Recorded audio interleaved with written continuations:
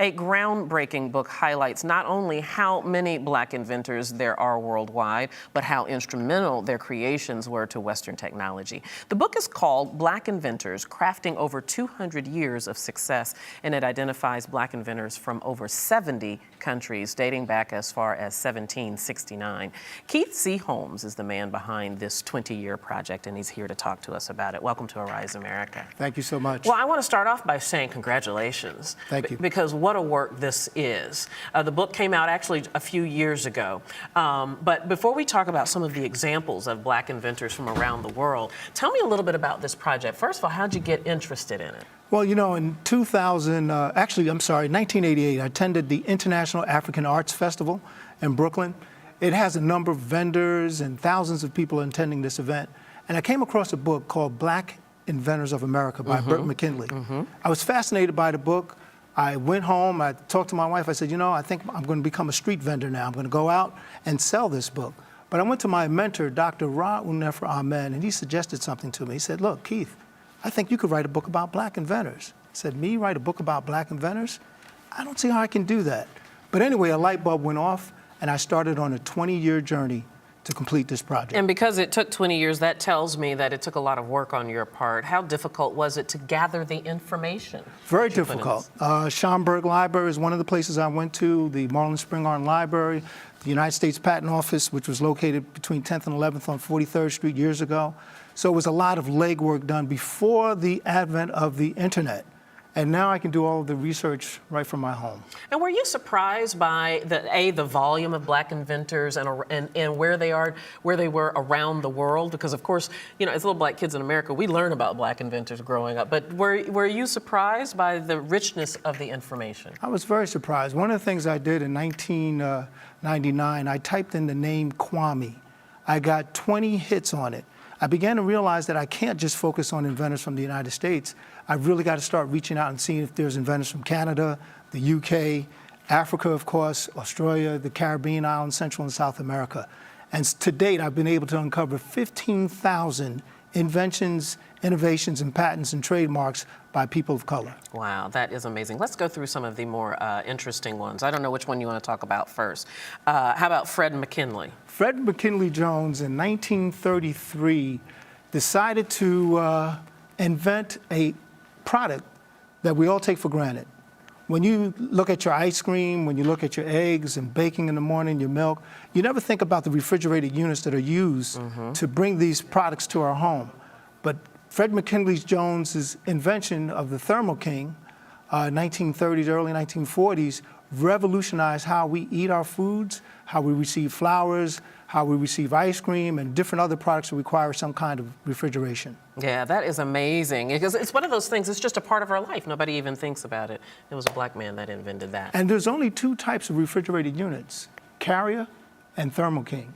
And Thermo King was invented by a Black man by the name of Frederick McKinley Jones. Amazing, amazing. Another really interesting one that, again, is ubiquitous part of life, and that is what we wear, wool. So, and you have to help me with the last name, David Unaipon. Okay. He's from Australia, an Aborigine, an activist, historian, deeply rooted in his culture. And one of the things he did in 1909 was made an improvement for sheep shearing device. Now, in Australia, we know there's a lot of sheep shearing going on. And all the wool products that we use here in the United States and around the world require us to wear wool, especially during the cold weather. That's amazing. And there were many women as well. I want to also talk about, is it Tassima? It's actually a man, an Ethiopian. Oh, yes, I'm sorry. Go ahead. Tesseme Shifara, yes, who is the inventor of the Bowflex. Bowflex. It's a $193 million a year business. 2.5 million Americans have Bowflexes in their house. I know I have one. Yeah, I got one under the bed. And then, okay, here's the woman, Sandra J. Baylor.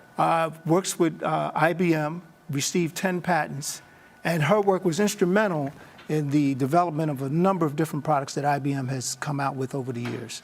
Why don't we know more about these people that you found out about? Well, you got to be very serious about your research. And I'd have to say the father of research of black inventors was a man by the name of Henry E. Baker from Columbus, Mississippi. He started on a project in the early 1900s where he sent out 2,500 letters to different patent attorneys and lawyers around the country.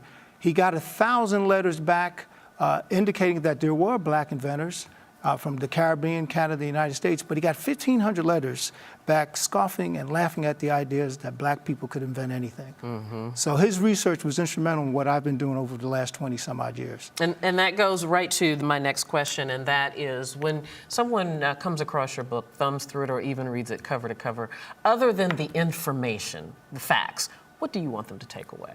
I want them to take away from the idea that we got close to over 100 countries around the world, and each one of these countries have inventors, men and women who are creating things to improve their communities as well as make improvements in the world.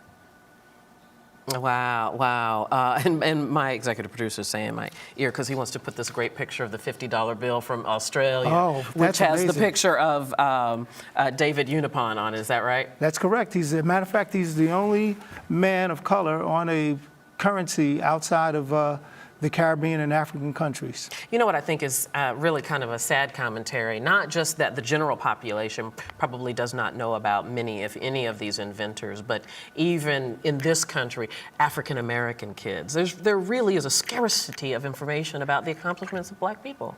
Well, you know what it has to do with the core curriculum? We have to make sure that books are included in this. And what we've done is made sure this book is available as a paperback as well as ebook edition. And Baker & Taylor is one of the largest distributors of books and libraries, and we're currently a vendor for them. Well, Keith C. Holmes, congratulations. Thank you so much for wonderful work. We all should have it. Thank you so much for having me on your show. Thank you for watching Arise America. We'll be right back here tomorrow on Tuesday. Have a great evening. I'm Debbie Turner Bell. Bye-bye.